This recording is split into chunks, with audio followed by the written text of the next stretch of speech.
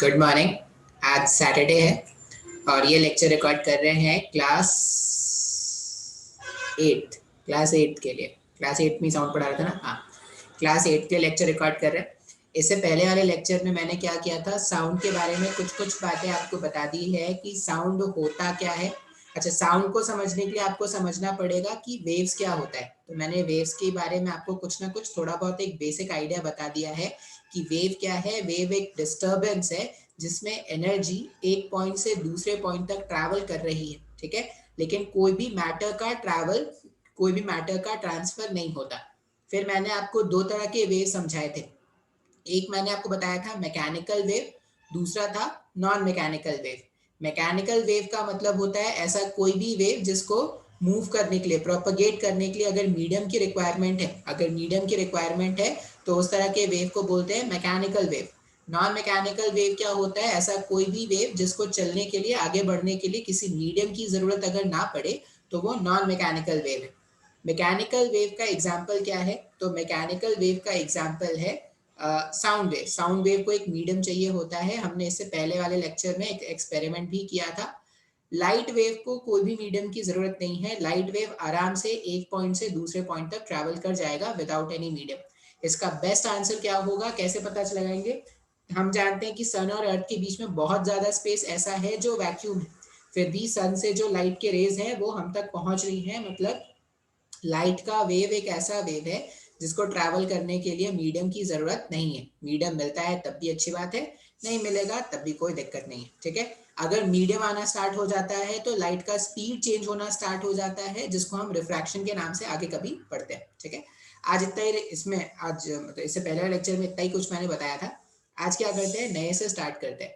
तो एक और टाइप का क्लासिफिकेशन है वेव का। एक क्लासिफिकेशन तो मैंने बता दिया था, मैकेनिकल है, नॉन मैकेनिकल। एक और क्लासिफिकेशन है वो भी बताऊंगा, और कुछ डेफिनेशंस आज बताऊंगा जो आगे के लिए बहुत ज़्यादा इंपॉर्टेंट है, ठीक है। तो चलिए स्टार्ट करते हैं। अब मैं हो जाऊंगा गायब, अब आ जाएगा स्क्रीन। तो ये इस तरह से स्टार्ट करते हैं। हाँ, तो वेव्स का क्लासिफिकेशन देख रहे थे। तो सेकेंड टाइप का क्लासिफिकेशन बिना ग्लासेस के दिखते नहीं भाई साहब। Second type classification second type classification में अपने को क्या याद रखना है। सेकेंड टाइप क्लासिफिकेशन में ये याद रखना कि waves are classified in two categories. पहला कैटेगरी होता है लॉन्गिट्यूडनल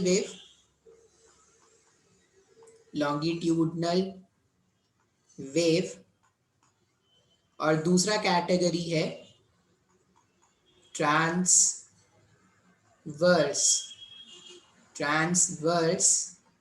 वेव। पहला कैटेगरी लॉन्गिट्यूडनल वेव और दूसरा कैटेगरी ट्रांसवर्स वेव। अब डिफरेंस क्या है लॉन्गिट्यूडनल वेव और ट्रांसवर्स वेव में, तो इसको समझते हैं। लॉन्गिट्यूडनल वेव को समझते हैं, ठीक है, साउंड वेव से, ठीक है। लॉन्गिट्यूडनल वेव का एग्जांपल पहले ही बता दे रहा हूँ क्योंकि इसके ही हेल्प से मैं आपको समझाऊंगा। ये साउंड वेव और ये transverse wave, wave on a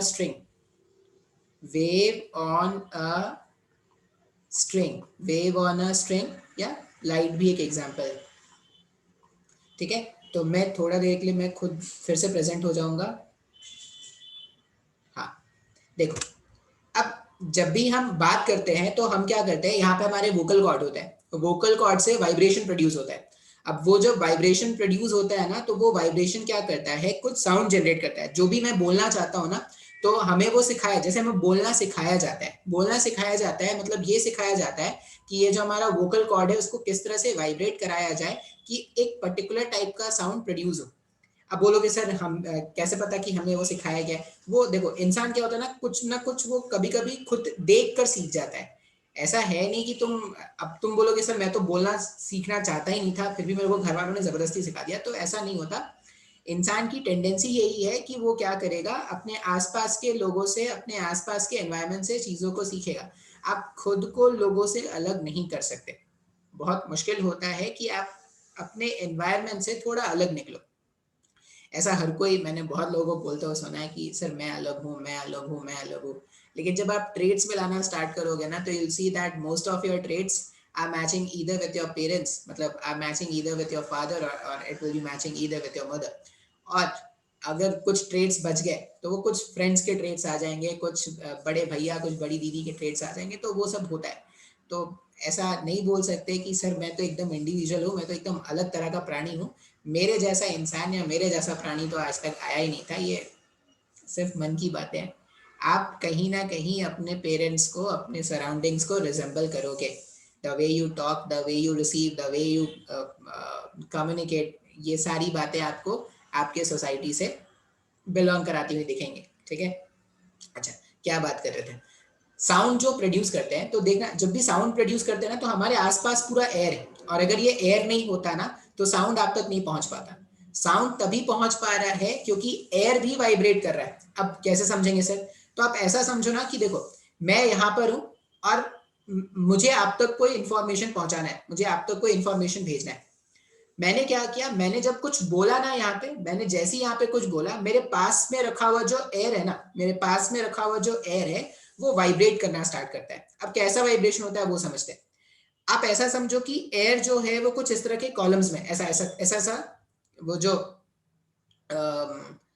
KitKat आता है ना, किटकैट के कॉलम्स होते हैं ना, मतलब एक एक कॉलम ऐसे तोड़ तोड़ के खाते हैं।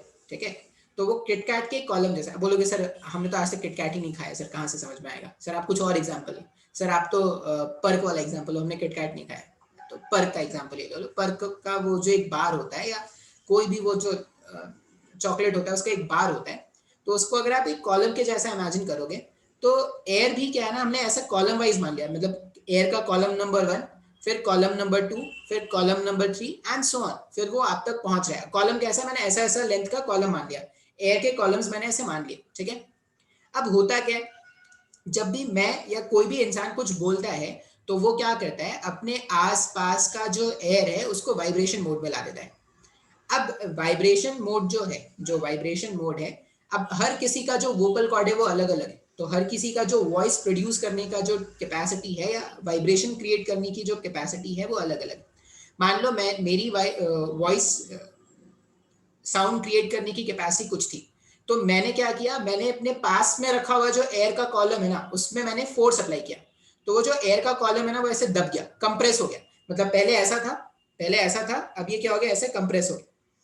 अब ये जो एयर है ना, ये थोड़ा इलास्टिक होता है, इलास्टिक इन द सेंस ये रबर के जैसा बिहेव करता है। रबर को तुम स्ट्रेच करते हो और रिलीज करते हो तो वापस अपने शेप में आ जाता है क्या? तो ये जो एयर का कॉलम है वो ऐसा ही बिहेव करता है। अब ऐसा मान लो ये पहला मेरे पास का एयर कॉलम, ये कंप्रेस हो गया, मैंने जैसे ही कुछ बोला ये कंप्रेस हो गया। अब ये ना कंप्रेस होके नहीं रहना चाहिए, ऐसे ऐसे दबा हुआ नहीं रहना चाहिए, ये चाहेगा वापस से अपने ओरिजिनल शेप में आ जाए। तो जब ये वापस अपने ओरिजिनल शेप में आता है ना, तो ये क्या करता है, इसके पास लगा हुआ जो दूसरा कॉलम है उसको कंप्रेस कर देता है। मतलब पहले कंप्रेशन इसमें आया, फिर इसके पास लगा हुआ जो कॉलम है ये जब एक्सपैंड करने की कोशिश करेगा ना, तो अपने आगे वाले को कंप्रेस कर देगा। फिर जब ये सेकंड वाला एक्सपैंड करने की कोशिश करेगा तो थर्ड वाले को कंप्रेस कर देगा। इसका मतलब क्या हो रहा है, ये जो साउंड प्रोपेगेट कर रहा है, जो साउंड का वेव आप तक पहुंचा, वो कैसे पहुंच रहा है, कंप्रेशन हुआ, फिर एक्सपेंशन। वो जो एक्सपेंशन होता है उसको बोलते हैं rarefaction, rare, RAREFACTION, rarefaction. तो साउंड का जो प्रोपेगेशन होता है वो कंप्रेशन और रेयर फैक्शन के फॉर्म में होता है। कंप्रेशन के टाइम में क्या होता है, कंप्रेशन के टाइम में आप ऐसा समझो कि एयर का कॉलम कंप्रेस हो गया, एयर का कॉलम कंप्रेस हो गया, तो हम ऐसा बोल सकते हैं क्या कि जो एयर की डेंसिटी वो बढ़ गई। कैसे डेंसिटी, डेंसिटी का मतलब क्या होता है कि कितने लोग एक गिवन एरिया में प्रेजेंट है, उसी को तो डेंसिटी बोलते हैं ना। तो अगर मैंने ये, पहले मेरे पास कॉलम का लेंथ इतना था, मैंने अगर इसको कम कर दिया, तो जो मॉलिक्यूल्स थे वो तो कहीं भागे नहीं, मॉलिक्यूल्स अभी भी यहीं पे है, लेकिन अब वो कम वॉल्यूम में ऑक्यूपाइड है क्या, मतलब डेंसिटी जो होगी वो बढ़ जाएगी ना। तो जब भी हम बोलते हैं कि कंप्रेशन हुआ, मतलब एक्चुअल में जो एयर की डेंसिटी है वो बढ़ जाती है। फिर जब वो रेयर फैक्ट करेगा, रेयर फैक्ट करेगा तो एयर की डेंसिटी वापस से क्या हो जाती है, नॉर्मल हो जाती है। तो ये कंप्रेशन रेफैक्शन, कंप्रेशन रेफैक्शन कंटिन्यूड होता है, जो आपके कानों तक पहुंचता है, तो आपको लगता है कि हाँ किसी ने कुछ बोला है। तो साउंड वेव, अब साउंड वेव में अगर आप देखोगे तो ये क्यों बताया जा रहा है सर, साउंड वेव अभी आप मेरे को क्यों बता रहे हो? तो साउंड वेव कैसे समझेंगे, देखो साउंड आगे की तरफ ट्रैवल कर रहा है, साउंड जो ट्रैवल किया वो आगे की तरफ ट्रैवल कर रहा है ना, जो इस डायरेक्शन में मैंने बोला तो इस डायरेक्शन में, एक्चुअल में सब डायरेक्शन में ट्रैवल कर रहा है, लेकिन अगर आप देखो ना, मान लो मैं एक पर्टिकुलर डायरेक्शन के बारे में बात करूं, ये जो सीधा सीधा डायरेक्शन है उसके बारे में अगर मैं बात करूं, तो जिस डायरेक्शन में साउंड वेव चल रहा है, कंप्रेशन भी उसी डायरेक्शन में हो रहा है क्या? देखो साउंड वेव को आगे जाना था, compression rarefaction, compression rarefaction, ऐसा compression rarefaction, compression rarefaction, इस तरह से बनता जाएगा। तो साउंड वेव में अगर आप देखोगे तो जिस डायरेक्शन में डिस्टर्बेंस आगे चल रहा है, जिस डायरेक्शन में डिस्टर्बेंस आगे चल रहा है, उसी डायरेक्शन में क्या हो रहा है, वो जो पार्टिकल्स है वो भी वाइब्रेट कर रहे हैं क्या? जिस डायरेक्शन में डिस्टर्बेंस आगे चलेगा उसी डायरेक्शन में पार्टिकल्स का वाइब्रेशन अगर होगा, कौन से पार्टिकल्स? मीडियम वाले पार्टिकल्स का। मीडियम वाले पार्टिकल्स का अगर वाइब्रेशन होगा तो हम क्या बोलते हैं, उस तरह के वेव को हम क्या कहेंगे, वो हमारे पास कौन से वेव है भाई साहब? वो हमारे पास है साउंड वेव। ठीक है, तो अब इसमें वापस से गायब हो जाऊंगा।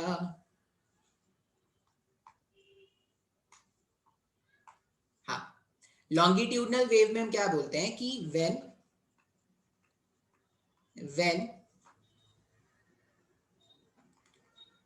the vibration when the vibration of the particle medium is along when the vibration of the particle medium is along the direction of wave propagation। Wave, मैंने बताया था वेव के चलने को ही वेव का प्रोपगेशन बोलते हैं, wave propagation. Medium is along the direction of wave propagation,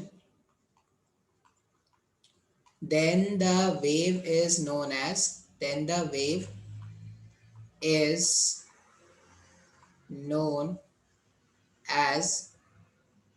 sound wave example है, then the wave is known as longitudinal wave। इस तरह के वेव को क्या बोलते हैं? longitudinal wave। सिंपल सा लेमैन्स लैंग्वेज में क्या याद रखना, सिंपल सा लेमैन लैंग्वेज में ये याद रखना कि जिस डायरेक्शन में वेव आगे बढ़ रहा है, अगर वाइब्रेशन, पार्टिकल के वाइब्रेशन का डायरेक्शन भी वही है, तो उस तरह के वेव को हम क्या बोलते हैं? Longitudinal wave. अब ट्रांसवर्स वेव समझने में आपको दिक्कत नहीं होगा, क्यों? देखो हमने बात किया था इससे पहले वाले क्लास में wave on a string.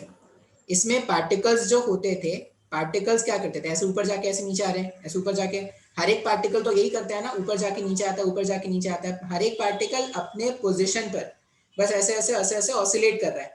Particle कभी आगे बढ़ा था क्या? नहीं। तो इसमें अगर आप देखोगे तो डिस्टर्बेंस आगे चल रहा है, जो डिस्टर्बेंस है वो फॉरवर्ड डायरेक्शन में जा रहा है, लेकिन पार्टिकल का मोशन जो है, पार्टिकल का मोशन जो है वो परपेंडिकुलर टू डिस्टर्बेंस है क्या? Perpendicular to direction of disturbance. तो इस तरह के वेव को हम क्या बोलेंगे? इस तरह के वेव को हम बोलते हैं ट्रांसवर्स वेव। तो ट्रांसवर्स, ये लॉन्गिट्यूडनल वेव का आप डेफिनेशन लिख लेना, डेफिनेशन और एक एग्जांपल याद रख लेना। अगर मैं लॉन्गिट्यूडनल वेव का डेफिनेशन बताऊं तो ऐसा लिखते हैं, the wave in which the vibration of particle medium in which the vibration of particle medium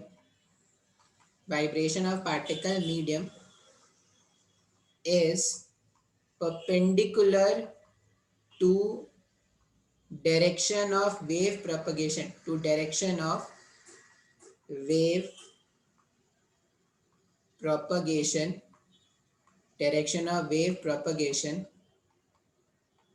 then the wave is known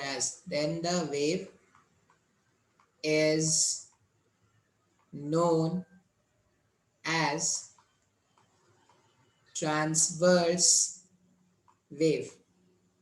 ठीक है, और इसका एग्जांपल जैसे क्या होगा, पार्टिकल्स। देखो पार्टिकल मीडियम कौन सा है? ये धागे के जो हर एक पॉइंट्स थे वही क्या है? पार्टिकल्स है, वही पार्टिकल मीडियम है। अच्छा, अब बोलोगे सर आपने तो बोला था कि लाइट वेव को ट्रैवल करने में मीडियम नहीं चाहिए। अगर लाइट वेव को ट्रैवल करने में मीडियम चाहिए नहीं, तो लाइट के केस में कौन वाइब्रेट करता है?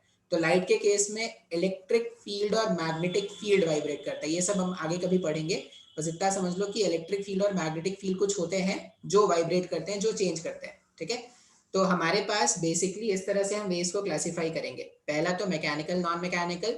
मैकेनिकल नॉन मैकेनिकल है depending on the requirement of medium. और लॉन्गिट्यूडनल एंड ट्रांसवर्स कैसा है? लॉन्गिट्यूडनल एंड ट्रांसवर्स है depending on the vibration, depending on the vibration of the particle. इस तरह से हम क्या करेंगे? क्लासिफाई करेंगे। बात समझ में आ रहा है? अच्छा, अब हम क्या करते हैं, जो वेव हमने बनाया था ना स्ट्रिंग में, उसको हम बार बार यूज करेंगे, क्योंकि उसी से हम क्या करेंगे, कुछ कॉमन टर्म्स को डिफाइन करेंगे। तो some common definitions, some common definitions. आज मेरे घर में लाइट नहीं है, तो पता नहीं कितने देर तक लेक्चर चल पाएगा। लैपटॉप चला जाएगा तो ये भी चला जाएगा। तो some common definition, some common definition में अगर मैं बात करूँ, किसके बारे में बात करूँ? कॉमन डेफिनेशन, पहले वो डायग्राम बना लेते हैं। इस तरह से एक धागा लिया था हमने, ये मान लो ये वॉल है, वॉल से थ्रेड को ऐसा बांध के रखा था, और ये जो धागा है, उस धागे को ही हमने क्या किया था, इस तरह से वेव में कन्वर्ट कर दिया था। ठीक है, तो धागा का खुद का एग्जिस्टेंस गायब कर दो, खुद का एग्जिस्टेंस गायब कर दो, मतलब धागा जो है उसको हम डॉटेड डॉटेड दिखा रहे थे। क्यों? क्योंकि अब जो धागा है वो वेव के फॉर्म में इस तरह से दिख रहा है अपने को। बात समझ में आ रहा है? अच्छा, अब यहाँ पे ना कुछ टर्म्स डिफाइन करते हैं। क्या डिफाइन करते हैं? तो सबसे पहला टर्म हम बताएंगे वाइब्रेशन। अब वाइब्रेशन क्यों बता रहे हो सर? तो वाइब्रेशन का मतलब देखो क्यों बता रहा हूँ, क्योंकि यहाँ पर अगर आपने देखा था ना, तो पार्टिकल्स अपने ये इस वाले पोजीशन के और ऊपर नीचे ऐसा मूव कर रहे थे क्या? वाइब्रेशन का मतलब क्या होता है? वाइब्रेशन का सिंपल सा मतलब ये लिखेंगे कि to and fro motion, to and fro motion about mean position. अब ये मीन पोजीशन क्या होता है? तो ये जो रिलैक्स पोजीशन है ना, जहां पे पार्टिकल पहले था, इसको हम बोलते हैं mean position.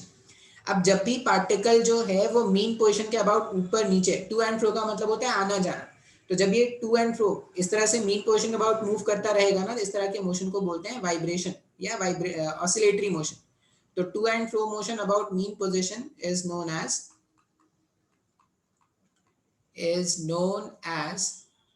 vibration, is known as vibration or oscillatory motion, LATORY, oscillatory motion। सबसे पहला डेफिनेशन हमने बताया वाइब्रेशन मोशन का। ठीक है, अच्छा, अब यहाँ पे एक टर्म होगा फ्रीक्वेंसी। अब ये फ्रीक्वेंसी वर्ड ना, देखो ये इंग्लिश का वर्ड है, साइंस का कोई वर्ड है नहीं, मतलब साइंस का भी है, लेकिन फ्रीक्वेंसी हम बहुत ज्यादा यूज करते हैं। तो बोलते हैं फ्रीक्वेंटली, जो बार बार होता है उसको बोलते हैं ना फ्रीक्वेंटली, बहुत फ्रीक्वेंटली होता है वो। तो फ्रीक्वेंसी का मतलब क्या है?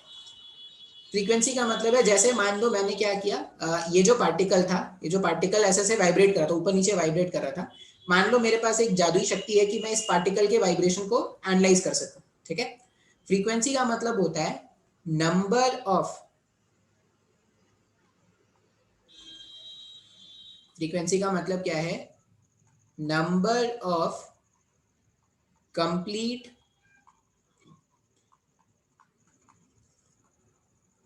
oscillation, number of complete oscillation in 1 second। एक सेकंड में जितने भी कंप्लीट ऑसिलेशंस होते हैं उसको हम क्या बोलते हैं? फ्रीक्वेंसी। जैसे मान लो मैंने बोला कि ये जो पार्टिकल था जो ऐसे ऐसे वाइब्रेट कर रहा था, अब इसका वाइब्रेशन बहुत फास्ट होता है। तुम जब वेव जनरेट करोगे ना, तो तुम आइडेंटिफाई नहीं कर पाओगे। जब रोप को ऐसे ऐसे जगल करते हैं तो आपको पता नहीं चलता है। आप अगर किसी कोई एनालाइज कर रहा है उसको, तो आप उसको आइडेंटिफाई कर सकते हो कि हाँ, एक सेकंड में जितने भी कंप्लीट नंबर ऑफ वाइब्रेशंस होते हैं ना, उसी को हम क्या बोलते हैं? फ्रीक्वेंसी। एक बहुत ही आसान एक्सपेरिमेंट है जो आप कर सकते हो फ्रीक्वेंसी कैलकुलेट करने के लिए। आप क्या करना है, एक स्टोन लेना और उसको धागे से ऐसे बांध देना। ठीक है, और स्टोन को कुछ हाइट पर ले जाके ऐसे रिलीज कर देना। अब जब ये रिलीज करोगे तो ये इधर जाएगा, फिर इधर आएगा, फिर इधर जाएगा, फिर इधर आएगा। अब इनको काउंट करते रहो, इनको काउंट करते रहो। जितने भी एक सेकंड में जितना भी कंप्लीट वाइब्रेशन हुआ, कंप्लीट वाइब्रेशन का मतलब क्या है? कंप्लीट वाइब्रेशन का मतलब है स्टार्ट करके वापस से वहीं पहुंचना, इसको हम बोलेंगे कंप्लीट वाइब्रेशन। तो एक सेकंड में जितने भी कंप्लीट वाइब्रेशन होंगे उसी को हम क्या बोलते हैं, फ्रीक्वेंसी। ये याद रहेगा अपने को। अच्छा, अब फ्रीक्वेंसी के बाद नेक्स्ट टर्म हम सीखते हैं यहाँ पर टाइम पीरियड। ये डेफिनेशंस है, आप ये याद रख लो, बहुत जरूरी है, ठीक है। Time period, time period. अब बेसिकली ये क्या करेगा, टाइम को बता रहा है, तो किसके टाइम को बताता है, time taken by, time taken by the oscillating particle, time taken by the oscillating particle to complete one oscillation। एक ऑसिलेशन कंप्लीट करने का जो टाइम होता है ना, उसी को हम क्या बोलते हैं, time period.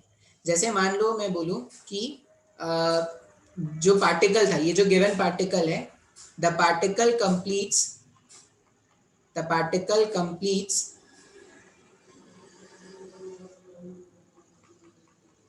its to and fro motion, to and fro motion, to and fro motion in 0.2 seconds, ठीक है। 0.2 सेकेंड्स में पार्टिकल क्या कर रहा है, अगर अपने टू एंड फ्रो मोशन को कंप्लीट कर रहा है, तो जो टाइम पीरियड होगा, टाइम पीरियड हो जाएगा 0.2 सेकेंड्स का। सिंपल सा याद रखना कि एक ऑसिलेशन होने का जो भी समय है उसे हम क्या बोलते हैं, टाइम पीरियड। अब ये फ्रीक्वेंसी और टाइम पीरियड में ना एक रिलेशन चलता है। अब रिलेशन कैसे पता चलेगा, तो देखो रिलेशन देखते हैं। हमने फ्रीक्वेंसी के बारे में क्या बताया, फ्रीक्वेंसी क्या है, number of complete oscillation in 1 second. एक सेकेंड में जितने कंप्लीट ऑसिलेशन हो जाए उसी को तो फ्रीक्वेंसी बोला था। और हमने टाइम पीरियड के बारे में क्या बताया, टाइम पीरियड क्या है, एक सेकेंड में जितने ऑसिलेशन, सॉरी एक ऑसिलेशन होने का जो समय है उसको टाइम पीरियड बताया। अब अगर आप देखोगे ना, तो देखो फ्रीक्वेंसी और इसमें क्या रिलेशन है, फ्रीक्वेंसी एफ, फ्रीक्वेंसी के लिए ना आप ये लेटर भी यूज कर सकते हो, न्यू। फ्रीक्वेंसी के लिए एफ या न्यू भी आप यूज कर, अभी मैं इसका यूनिट बता दूंगा, यूनिट क्या है। देखो टाइम पीरियड तो टाइम है, तो इसका यूनिट तो सेकंड्स होगा, ठीक है। ऐसा यूनिट्स पे बात कर रहे हैं, मिनट भी हो सकता है, आर भी हो सकता है, डिपेंड करता है। फ्रीक्वेंसी को हम या तो लिखो एफ, या इसको लिखो इस तरह से, डिजाइन सा व्यू, जिसको हम क्या पढ़ते हैं, एन यू, नया न्यू, इस तरह से हम पढ़ेंगे। फ्रीक्वेंसी एफ जो है वो 1 अपॉन टाइम पीरियड के बराबर है। अब बोले सर हम कैसे मान ले, तो हम कैसे मान ले वो देखो, हमने एक एग्जांपल लिया था। हमने बोला कि ये जो पार्टिकल वाइब्रेट कर रहा है इसका टाइम पीरियड है 0.2 सेकेंड का। 0.2 सेकेंड में ऊपर जाके नीचे आ गया ना, तो अगर कोई मेरे से फ्रीक्वेंसी पूछेगा तो 1 अपॉन टाइम पीरियड कर दो। अब अगर 1 अपॉन टाइम पीरियड करोगे यहाँ पर 1 अपॉन टाइम पीरियड, तो फ्रीक्वेंसी क्या हो जाएगा, 1 अपॉन 0.2 हो जाएगा। 1 अपॉन 0.2 जब आप सॉल्व करोगे ना, तो ये 5 आ जाएगा। बात समझ में आ रहा है, 1 अपॉन 0.2 जब आप सॉल्व करोगे तो ये 5 आ जाएगा। अब लॉजिकल है ना, अगर एक ऑसिलेशन होने में 0.2 सेकेंड्स लग रहा था, तो जब 5 ऐसे ऑसिलेशंस हो जाएंगे, कंप्लीट ऑसिलेशंस होने चाहिए, 5 जब कंप्लीट ऑसिलेशंस हो जाएंगे तब जाके टाइम 1 सेकेंड का होगा क्या। तो फ्रीक्वेंसी और टाइम पीरियड में एक रिलेशन चलता है जो आपको क्या करना है, याद रखना है। अब यहां से हम क्या कर सकते हैं, फ्रीक्वेंसी का यूनिट फाइंड आउट कर सकते हैं। फ्रीक्वेंसी का यूनिट फाइंड करते हैं, ऐसा यूनिट क्या है, तो हमने देखा कि जो फ्रीक्वेंसी है,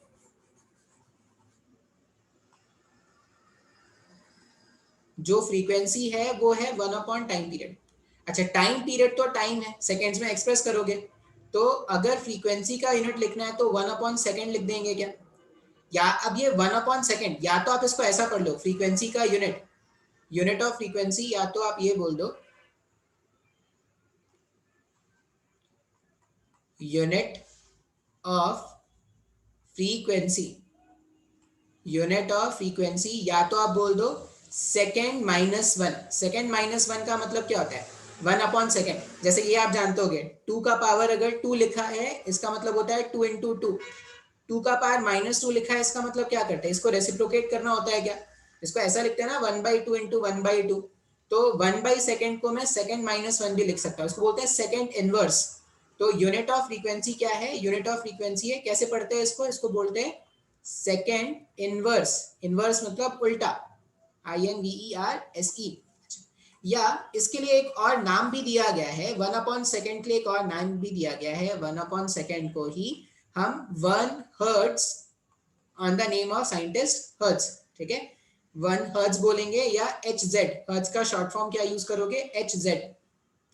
तो ये जो फ्रीक्वेंसी है, ये जो फ्रीक्वेंसी है जो हम फाइंड करते हैं, एक्चुअल में क्या है कि 1 सेकंड में कितने ऑसिलेशंस हो गए कंप्लीट। जैसे अगर कोई बोलेगा कि सर 5.5 ऑसिलेशंस कंप्लीट हुए, तो फ्रीक्वेंसी कितनी है, तो 5 है भाई साहब। 1 सेकंड में जो होगी वही ऑसिलेशन, वही फ्रीक्वेंसी होगा। तो फ्रीक्वेंसी और टाइम पीरियड में जो रिलेशन है, अगर टाइम पीरियड पता है तो फ्रीक्वेंसी फाइंड आउट कर सकते हो, फ्रीक्वेंसी पता है तो टाइम पीरियड फाइंड आउट कर सकते हैं। और यूनिट क्या रखेंगे, फ्रीक्वेंसी का ऐसा यूनिट बोलोगे 1/सेकंड बोल दो, या सेकंड इनवर्स बोल दो, या सेकंड इनवर्स को ही प्यार से क्या बोलते हैं, हर्ट्ज, ठीक है।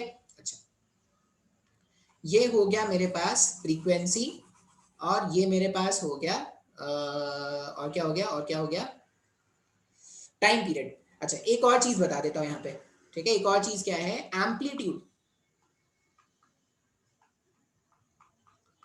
एम्पलीट्यूड, अब ये एम्पलीट्यूड वर्ड क्या है सर, एम्पलीट्यूड वर्ड अगर देखोगे तो ये जो पार्टिकल था, मान लो ये पार्टिकल 1 है, इसका नाम है पार्टिकल 1।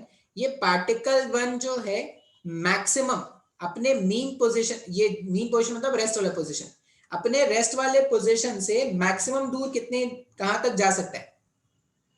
ये रेस्ट वाला पोजीशन मत बोलो, ये मीन पोजीशन मतलब वो जो रिलैक्स पोजीशन है ना वो। तो एम्पलीट्यूड को ऐसा लिखते हैं, the maximum displacement, the maximum displacement from mean position, from mean position, mean position से किसी भी पार्टिकल का, ये जो वाइब्रेटिंग पार्टिकल है, इस वाइब्रेटिंग पार्टिकल का मीन पोजीशन से जो मैक्सिमम दूरी होता है, उसी मैक्सिमम दूरी को हम क्या बोलते हैं, एम्पलीट्यूड।